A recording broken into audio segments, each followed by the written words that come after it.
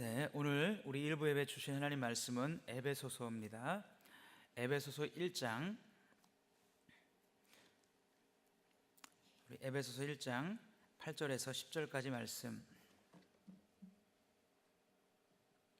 신약성경 309쪽 에베소서 1장 8절에서 10절, 1장 8절에서 10절까지 말씀입니다. 에베소서 우리 한 절씩 읽고 우리 10절은 같이 읽도록 하겠습니다. 제가 8절, 여러분들이 9절, 전체 10절 이렇게 읽도록 하겠습니다. 이는 그가 모든 지혜와 총명을 우리에게 넘치게 하사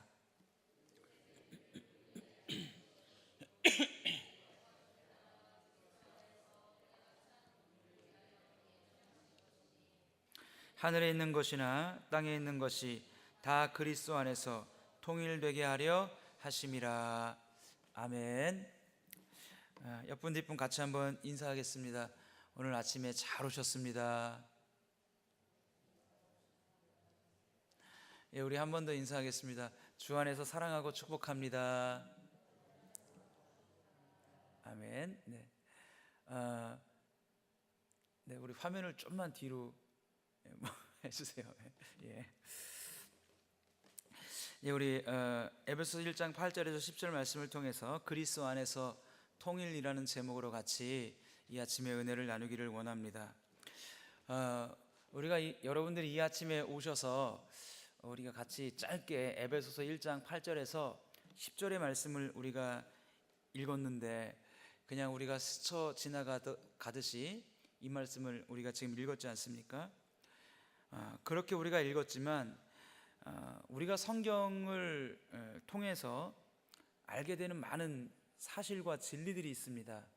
그 진리들 가운데 가장 놀랍고 가장 위대한 진리가 사실 우리가 읽은 이 에베소서 1장 8절에서 10절 사이 말씀에 있습니다.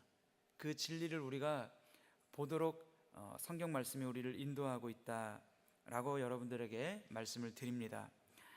우리가 저번 주에 그런 말씀을 같이 드렸습니다. 우리의 죄에 대해서 하나님께서 예수 그리스도에게 우리의 죄에 대한 것들을 다 덮어 씌우시고 예수님으로 하여금 우리의 죄에 대한 그 형벌, 그 벌을 다 대신 지불하도록 예수님을 십자가에서 죽이셨다라고 말씀을 드렸습니다.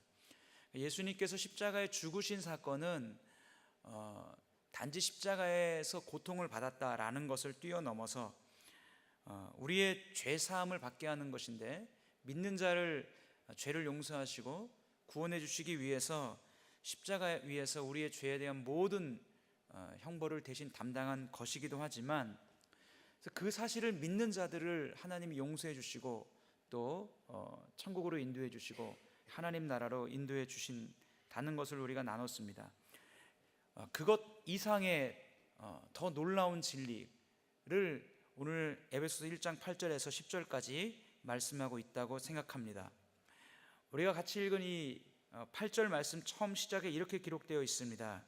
이는 그가 모든 지혜와 총명을 우리에게 넘치게 하사.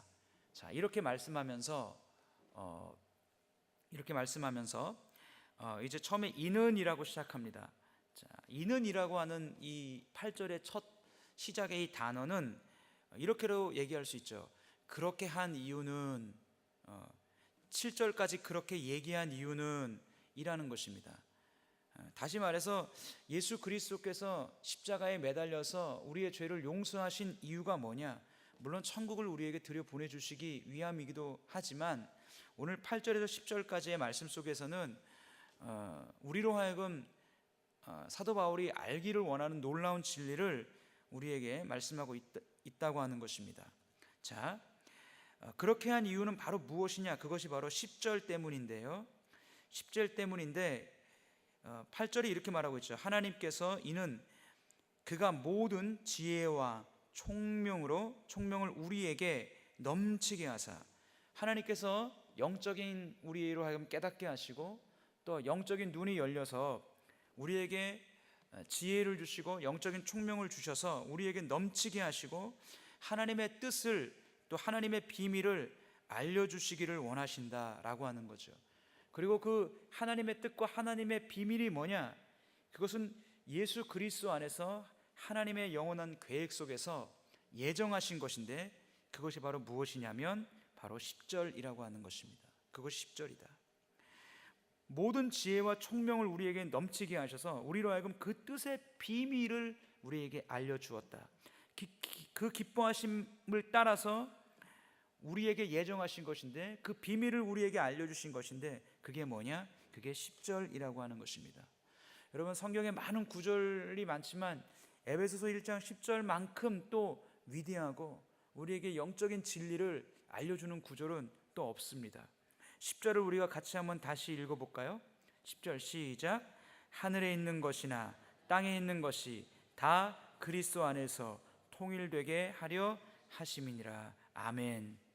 여러분, 이게 무슨 말씀이냐면 예수 그리스도 안에서 거듭나 예수님으로 말미암아서 그의 피로 말미암아 죄에 대한 값을 하나님이 대신 지불하시고 우리를 속량하셔서 값을 대신 지불하셔서 구속함으로 우리를 사신 예수님께서, 하나님께서 그 받은 그 성도들, 그 은혜를 받은 성도들의 궁극적인 그의 결말, 그의 인생의 마지막, 그 마지막이 어떤 것인지를 우리에게 10절을 통해서 보이셨다라고 하는 것입니다. 신자의 궁극적인 결말이 무엇이냐, 믿는 자의 궁극적인 마지막이 무엇이냐를 10절이 우리에게 보여주고 있다고 하는 것입니다. 여러분은 이 세상의, 이 지구라는 곳, 이 세상의 마지막을 여러분은 아십니까? 이 지구의 마지막이 어떻게 될 것을 아시나요? 또 이 세상의 마지막을 여러분들이 아십니까?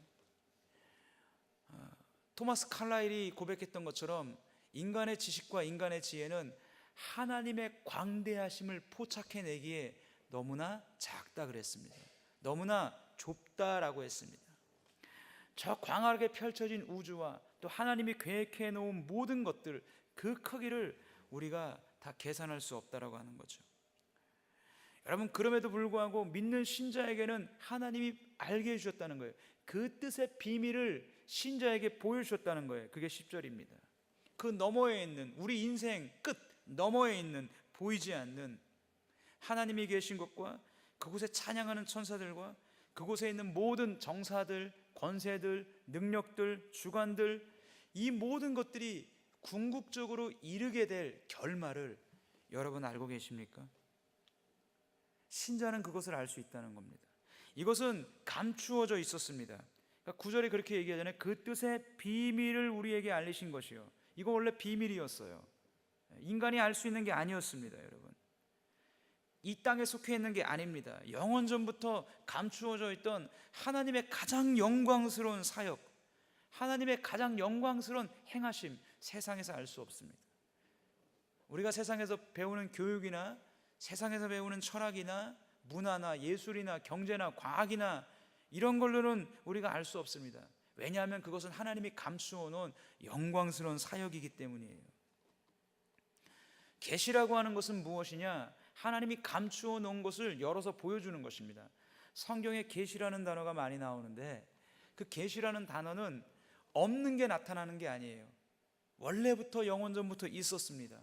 근데 우리 눈에는 감추어져 있어요. 그죠? 제가 이 성경책에 있는데 이렇게 들었습니다. 자, 제가 뒤에 가위바위보 중에 지금 하나를 내고 있습니다. 뭐 내고 있을까요? 네, 자, 주먹을 내고 있었어요. 자, 주먹. 자, 이번에 뭐 내고 있을까요? 네, 또 주먹을 내고 있었어요. 자, 이번에 뭐 내고 있을까요? 이번엔 가위로 바꿨습니다. 자, 무슨 말이냐면 계시라고 하는 것은 없는 게 나타나는 게 아니에요. 원래 있었습니다. 원래 하나님의 영원한 경륜과 하나님의 영원한 작전과 하나님의 영원한 시간 속에 원래 있었어요. 그런데 우리 눈에 안 보여요. 왜? 하나님이 감춰 놓으셨기 때문에, 하나님이 가려 놓으셨기 때문에.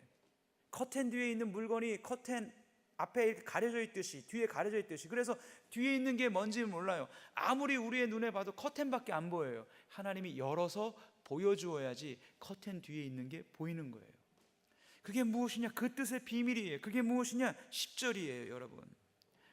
그리고 그 10절은 우리가 이 세상에서 인간의 눈으로 얻어낼 수 있는 게 아닙니다. 인간의 방법으로 찾아낼 수 있는 게 아니라고 성경이 우리에게 말씀하고 있다는 사실입니다. 여러분, 그것이 무엇이냐면 10절에, 우리 10절을 다시 한번 읽어볼까요? 10절 다시 시작.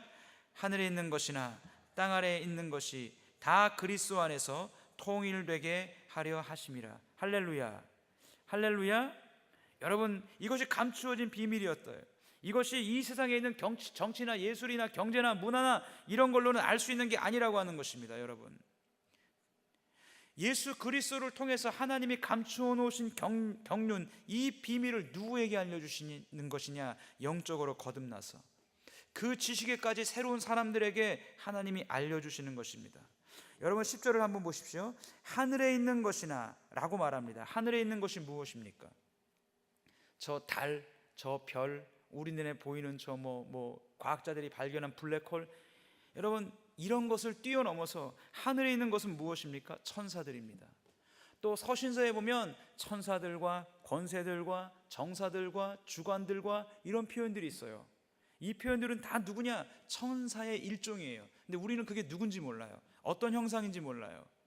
그래서 사도 바울도 그것을 그렇게 표현한 거예요. 천사들이나 권세들이나 정사들이나 주관들이나. 여러분, 이사야서 6장에 가면 이사야 선지자가 성전에 들어갑니다. 성전에 들어가서 하나님의 영광을 보게 돼요. 그리고 화로 다 나여 망하게 되었더라고 고백해요. 그때 이사야 선지자가 본 게 스랍의 하나를 보았습니다. 무수히 많은 스랍이 있는데 하나님 주변에 돌면서 그들이 날개가 6개가 있대요. 2개로는 자기의 얼굴을 가렸고 2개로는 자기의 발을 가렸고 2개로 날며 서로 노래하며 소리치기를 거룩하다 거룩하다 만군의 주 여호와여. 주의 이름이 거룩하다고 그들이 노래를 부릅니다. 자, 날개가 6개가 있대요. 여러분, 상상이 되시나요? 영화의 한 장면이 떠오르시나요? 영화에서 우리가 알고 있는 그런 존재는 아닐 거예요. 그 스랍은 천사의 일종입니다. 우리는 천사라고 하면 얼굴이 하얗고 하얀 옷을 입고 등 뒤에 날개가 달린 그런 천사를 생각하는데 그렇지만 않는다 이거예요. 이사야 선지자 그것을 환상으로 보았습니다. 없는 존재를 본 게 아니에요. 저 천상에 하나님 곁에서 날고 있는, 그래서 하나님께 영광 돌리고 있는 그 천사의 한 존재를 이사야 선지자가 보았다고 하는 것입니다. 사도 바울이 그렇게 표현하는 거예요. 하늘에 천사들이 있다, 우리가 알지 못하는 권세들이 있다, 우리가 알지 못하는 정사들이 있다, 우리가 알지 못하는 능력들이 있다, 주관들이 있다 라고 얘기합니다. 하나님이 창조하신 권능의 존재들입니다. 인간과는 다른 전혀 천사의 종류인데 우리는 몰라요. 그 모든 하늘에 있는 모든 것들이나, 그 다음에 10절에 뭐라고 얘기합니까? 땅에 있는 것이 다라고 말합니다. 땅에 있는 것은 무엇입니까? 피조물들이에요. 초목들, 동물들, 식물들, 땅속 생물, 바닷속 생물, 눈에 보이지 않는 미생물까지, 그리고 우리 인간까지를 다 포함해서 하늘에 있는 것이나 땅 아래에 있는 것이 다, 모두 다 어떻게 된다는 것입니까? 그리스도 예수 안에서 통일된다는 것입니다. 예수 그리스도로 말미암아 통일된다는 것입니다. 여러분, 통일된다는 게 무슨 뜻입니까? 예수님을 중심으로 마지막에는 모든 것들이 다시, 모든 질서가 예수님을 중심으로 재편될 것입니다. 예수님을 중심으로 다 한데 모아질 것입니다. 예수님을 중심으로 한 어떤 한 시스템이 될 거예요. 예수님을 중심으로 한 통합적인 어떤 영광의 체제, 영광의 나라가 마지막에 이루어질 것입니다. 여러분, 그게 무엇이냐고요? 그게 마지막이에요. 그것이 끝인 것입니다. 이것이 온 인류와 우주와 하나님이 계신 천상의 세계까지를 포함한 궁극적인 결말입니다.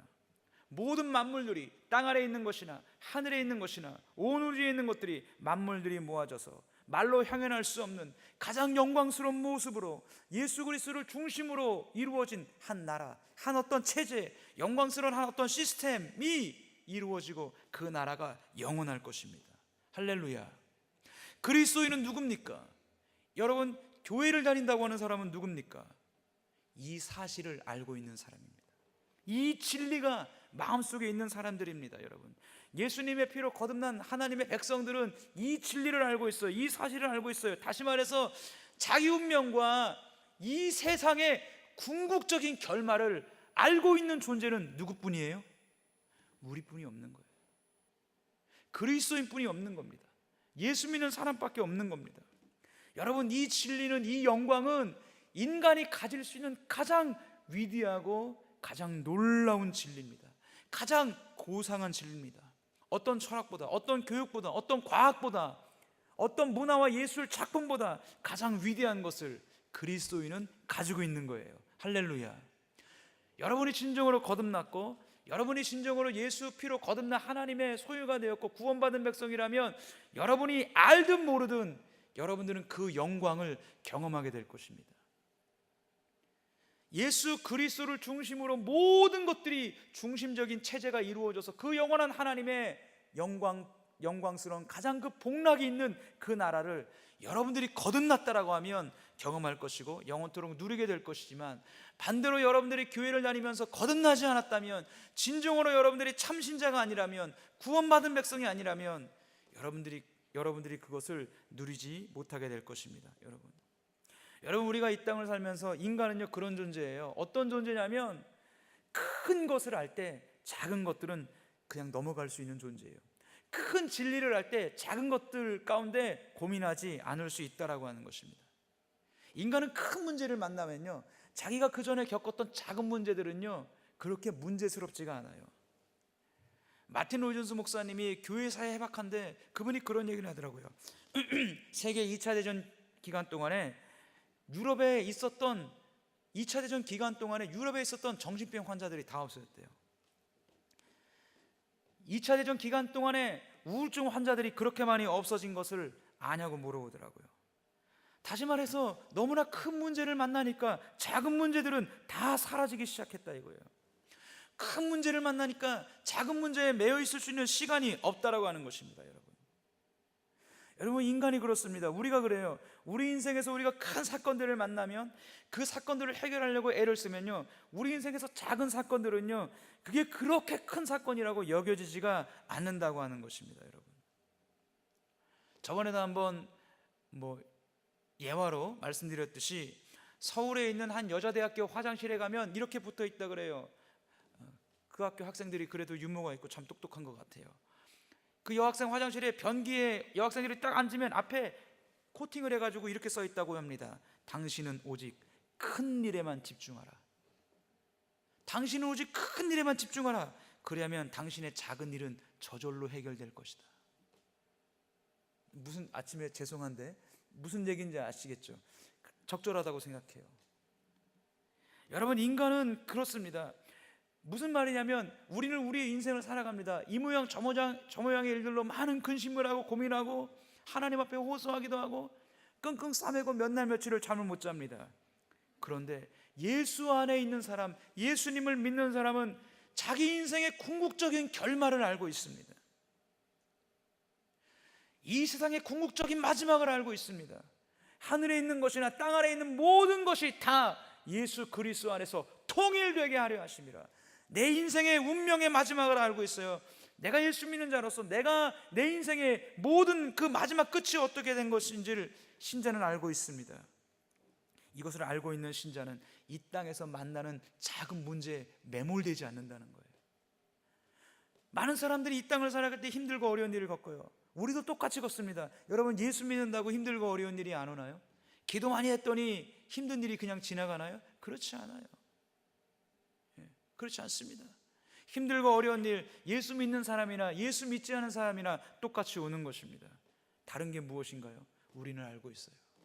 내가 참 신자고 내가 정말 예수 그리스도를 믿고 있다면 내 인생의 궁극적 결말을 알고 있습니다. 저는 알고 있습니다. 저는 믿고 있습니다. 그리고 온 우주와 이 땅 아래에 있는 것과 하늘에 있는 모든 것들이 마침내 어떻게 될 것인지 알고 있어요. 우리는 보고 있습니다. 여러분, 그 가장 큰 진리와 하나님의 가장 큰 능력과 영광을 우리는 소유하고 있다고요. 여러분, 그래서 그러한 신자가 이 땅을 살아갈 때 힘들고 어려운 일을 만납니다. 눈물 나고 걱정스러운 일을 만납니다. 그럼에도 불구하고 그 인생이 힘있게 살아갈 수 있는 이유가 무엇입니까?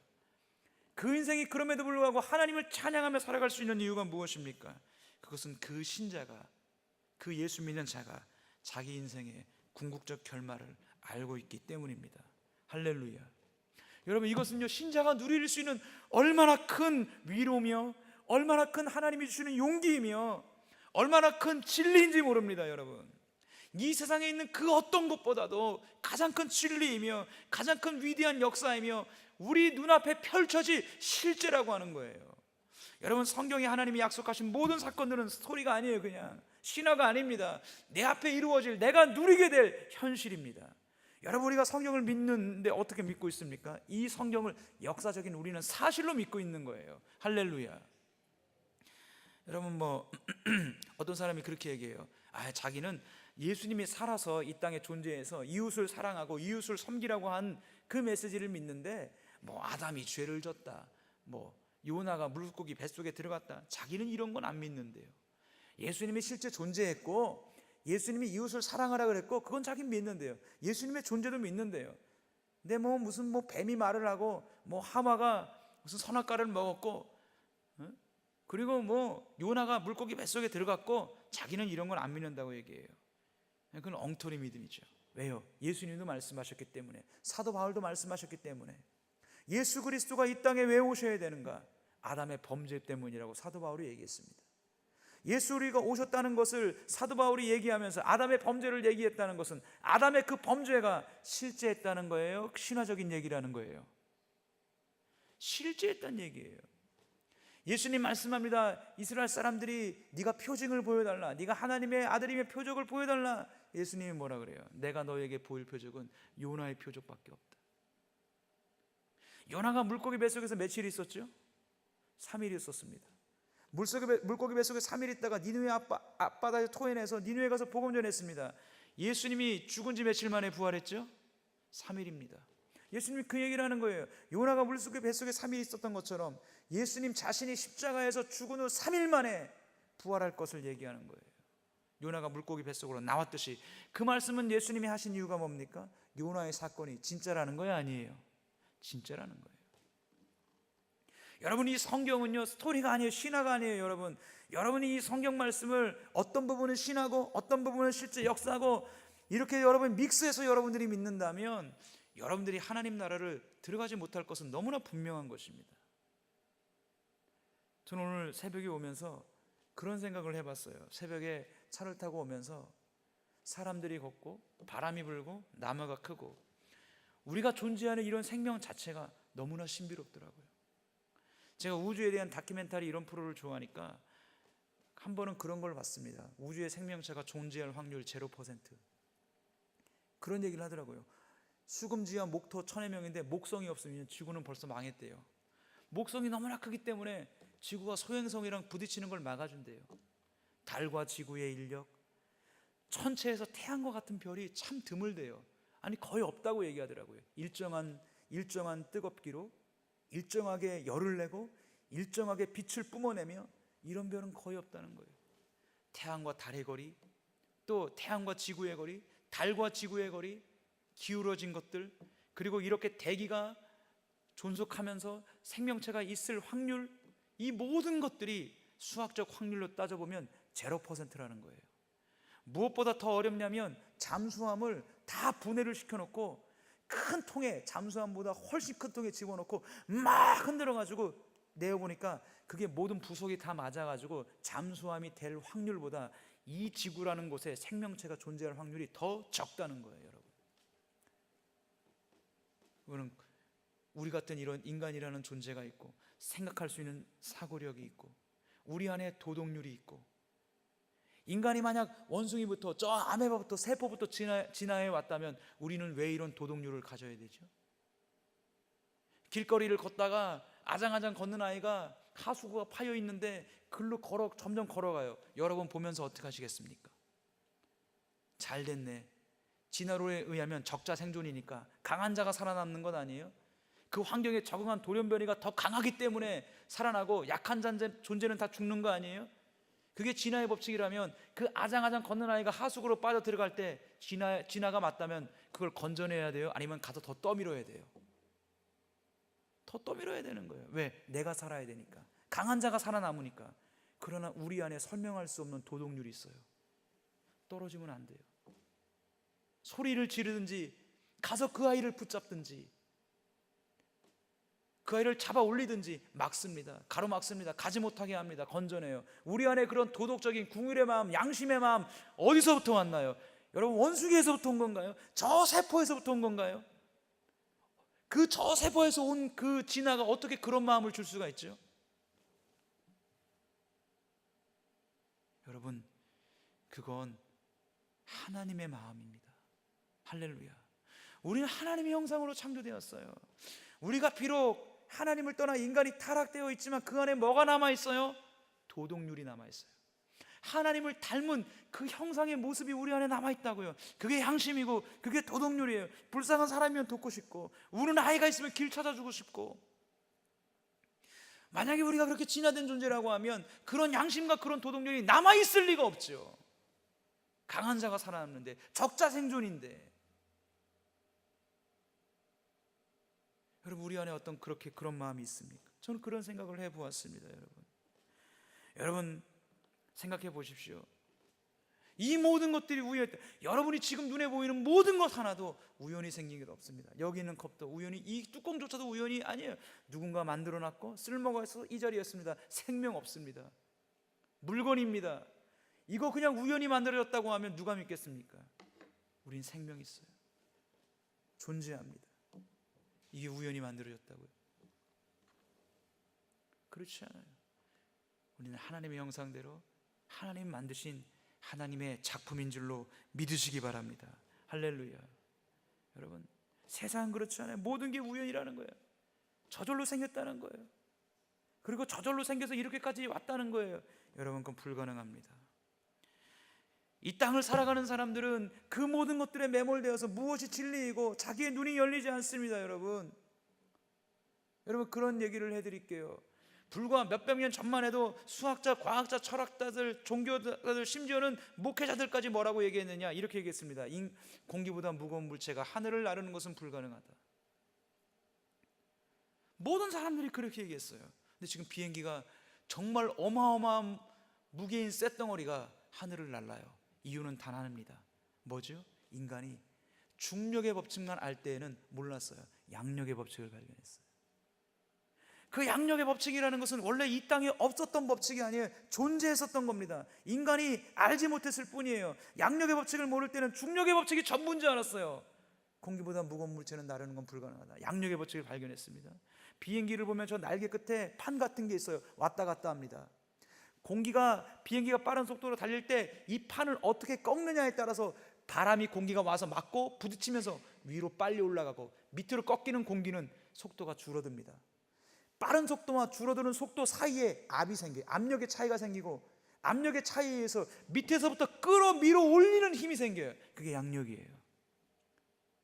여러분, 양력의 법칙에 의해서 비행기가 날아가는 거예요. 양력의 법칙에 의해서 비행기가 날아갈 때 중력의 법칙은 사라졌나요? 아니요. 중력의 법칙은 여전히 존재해요. 그러나 비행기가 양력의 법칙에 지배받고 있는 동안에는 중력의 법칙이 비행기에게 힘을 쓰지 못해요. 그래서 비행기는 날아가는 거예요. 중력의 법칙이 어떻게 할 수 없어요. 여러분, 많은 사람들이 이 땅에 자연 법칙이 전부인지 알아요. 태어났으면 젊은 시절 있고 늙으면 죽는 거지. 이게 자연 법칙이에요. 모든 것들이 태어났으면 언젠간 죽는다. 한 세대는 가고 한 세대는 온다. 500년 사는 나무도 죽고, 몇백 년 사는 거북이도 죽고, 짐승도 죽는다. 언젠가는 끝이 있다. 이 땅이 전부다. 자연 법칙 안에서 사는 게 끝이다. 아니, 주님이 말씀하셨습니다. 구원의 법칙이 있다. 하늘의 법칙이 있다. 천국이 있다. 말씀합니다. 제가 C.S. 루이스의 나니의 연대기 동화책이 우리 집에 다 있는데, 제가 그것을 다 읽었습니다. 동화책을 읽은 지 한 20년이 됐어요. 제가 읽고 나니까 그게 영화로 나오더라고요. 그래서 제가 생각했죠. 아, 내가 한 발 앞서가는구나. 웃지도 않으시네요. 그 나니의 연대기를 다 읽었는데, 그 나니의 연대기 보면 그 C.S. 루이스라는 사람이 크리스천이에요. 그리스도인이에요. 40살까지 철저한 무신론자입니다. 그 사람은 천재입니다. 옥스퍼드 대학교 교수이며 시인이며 철학가며 작가입니다. 40살까지 무신론자예요. 그리고 그가 40살 이후에 예수 그리스도를 알게 되었고 믿게 되었습니다. 그가 하는 라디오 방송을 통해서 어마어마한 사람이 회심하고 돌아왔어요. 그 C.S. 루이스의 나니의 연대기에 이런 내용이 있습니다. 두 남매가 있어요. 자기 옷장으로 들어가니까 나니아라는 나라가 나와요. 거기에 한 왕을 만났습니다. 그 왕이 이런 고백을 합니다. 내 아들이 마녀에게 붙잡혀 있다. 저 지하 세계의 마녀에게 붙잡혀 있는데 너희들이 구원해 달라. 그리고 얘네들이 가요. 지하 가니까 그 마녀가 사람들에게 다 주문을 걸었고 왕자에게도 주문을 걸었어요. 그래서 이 두 남매가 그렇게 얘기했습니다. 여러분, 이 지하 세계가 전부가 아닙니다. 여러분들이 좀만 밖으로 나가면 지상 세계가 있습니다. 지상에 저 하늘에 태양이라는 게 동그랗게 떠 있습니다. 노란색인데 빛을 발해주고 그 빛에 의해서 수많은 생물들이 살아갑니다. 그 빛에 의해서 나무라는 게 있습니다. 나무의 몸통은 갈색인데 잎은 초록색이고 열매는 빨간색입니다. 밤에는 달이라는 게 떠 있습니다. 별이라는 게 하늘에 떠 있습니다. 비춰줍니다. 들판엔 사슴이 있고 꽃이 있고 새가 있고 하늘을 날아다니는 새가 있고 바다가 있고 물고기들이 있습니다. 여러분이 나가면 이 놀라운 세계가 지상세계에 펼쳐져 있습니다. 같이 가시죠. 그랬더니 마녀가 막 웃어요. 그리고 사람들에게 얘기합니다.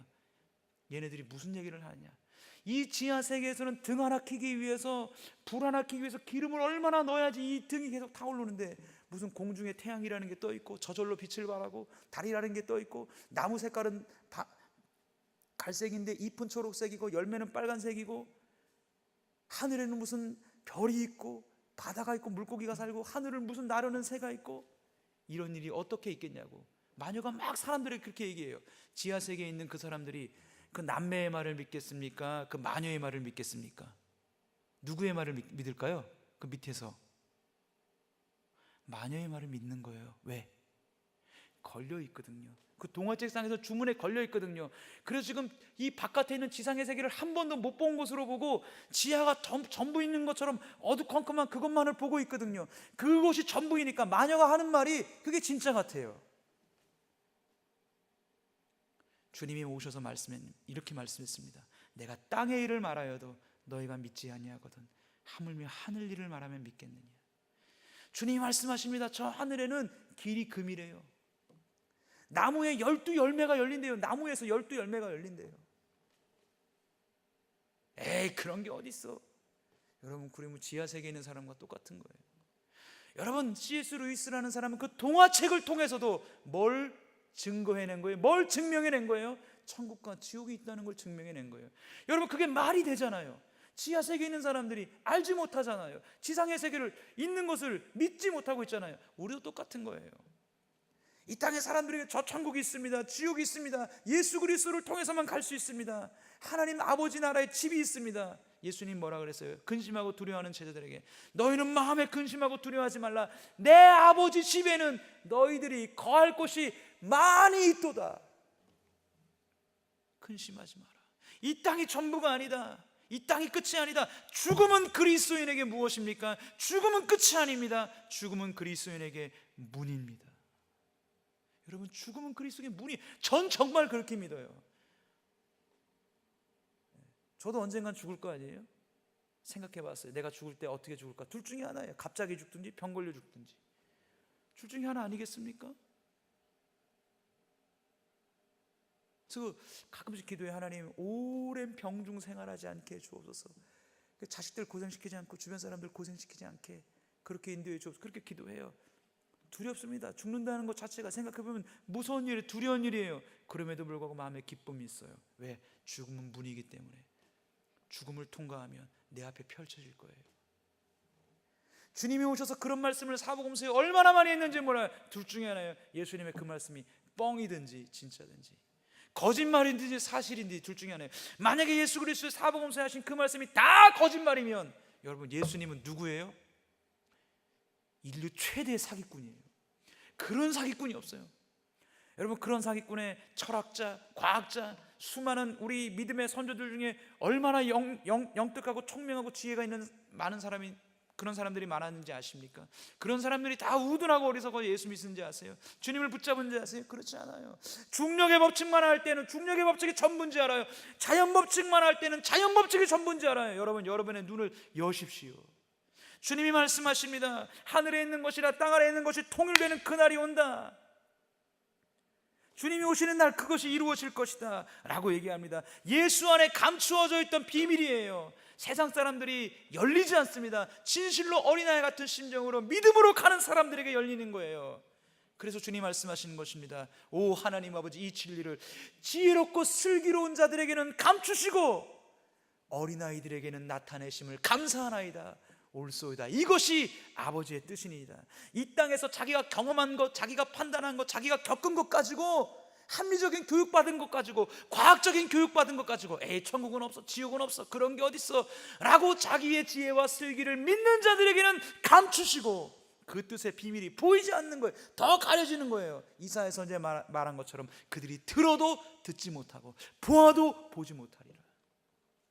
들어요, 들리지가 않아요. 보았어요, 보이지가 않아요. 저는 봅니다. 나뭇가지, 나무 하나를 보면서 하나님의 창조의 영광을 봅니다. 얼마나 여름이 되면 그 나뭇잎들이 얼마나 촘촘하게 나는지, 꽃을 하나 보면요, 국화꽃을 하나 보면요, 꽃잎이 얼마나 촘촘하게 세밀하게 그렇게 뭉쳐서 정말 얼마나 그 안에서 쫙 이렇게 올라온 그것을 보면 하나님의 풍성함, 하나님의 질서, 하나님의 치밀함, 하나님의 풍요로움, 느티나무 한 그릇을 봐도 그게 보여요. 얼마나 그 겨울에 앙상한 가지가 잎이 풍성해지고 그 잎사귀가 봄이 되면 얼마나 많아지면서 잎사귀 사이들이 촘촘하게, 그런데 서로 안 달라붙어 있어요. 달라붙으면 썩으니까. 그 사이에 바람이 들어가고 공기가 통하고 그 풍성하게 되는지, 그 하나님의 풍요로움이 보여주는 거예요. 하나님의 풍성함을 나타내는 거예요. 여러분, 열리지 않으면 보아도 보지 못합니다. 열리지 않으면 들어도 듣지 못합니다. 여러분, 이것을 알고 있던 우리의 많은 믿음의 선배들은요, 이 진리를 믿고 있었어요. 저랑은 비교도 안 될 정도로 확신했습니다. 그래서 그들은요, 이 너무나 높고 이 너무나 위대하고 너무나 이 숭고하고 예수 안에 감춰진 이 놀라운 복과 이 영광을 그들은 믿고 소유하였기 때문에 고난 가운데서 기뻐했어요. 환난 가운데서도 기뻐했어요. 모든 어려움 속에서도 그들은 정말 이렇게 얘기했습니다. 고난이여 나에게 오라, 문제여 나에게 오라, 아픔이여 나에게 오라, 심지어는요 이렇게까지 얘기했어요. 지옥이여 나에게 오라. 정말 그렇게 그들은 고백했습니다. 나는 두렵지 않다. 예수 그리스도 안에서 나의 궁극적인 결말과 나의 궁극적인 운명의 마지막이 어떤 것인지 그들은 알고 있었기 때문에 고난이여 오라, 상처여 오라, 아픔이여 오라, 심지어는 지옥이여 나에게 오라, 두렵지 않다는 것. 주님이 나를 어떻게 이끌어 가실 것을 알기 때문에 그들에게 고난이 없었던 것 아닙니다. 문제가 없었던 것 아닙니다. 힘든 건 없었던 것 아닙니다. 이 사실을 알고 있었던 야고보 사도가 야고보서 1장 2절에 이렇게 말합니다. 내 형제들아, 너희가 여러 가지, 한 가지가 아니고 여러 가지 시험을 당하거든 온전히 인내해라가 아니에요. 인내해라가 아니에요. 내가 이 여러 가지 시험 당하는데 이를 깡물고 내가 인내하지, 버텨야지, 이게 아니에요. 그럼 뭐예요? 여러 가지 시험을 당하거든 온전히 기쁘게 여겨라. 인내가 아니 기쁘게 여겨라. 왜? 내 인생의 궁극적 결말이 예수 안에서 어떤 것인지 그들은 알고 있었기 때문에. 여러분, 여러분의 인생 가운데 예수님이 무엇을 했는지를 한번 생각해 보십시오. 예수님이 여러분들을 어떤 자리에 놓았는지 한번 생각해 보십시오. 그 영광에 여러분의 소망을 두어 보십시오. 이 땅에 여러분들이 맞닥뜨리는 모든 문제들 작은 일이 될 것입니다. 작은 일이 될 것입니다. 큰 것을 바라보십시오. 큰 것을 소유하십시오. 작은 일 가운데 여러분들이 아웅당하면서 거기에 매여서 여러분의 인생을 허비하지 않을 것입니다. 이 진리, 이 은혜, 이 영광, 이 복된 축복이 이 땅을 살아갈 때와 주님을 만나고 영원한 복락을 누리는데 여러분에게 가득하시길 주의 이름으로 축원드립니다. 기도하겠습니다. 하나님 아버지, 짧은 시간 주의 말씀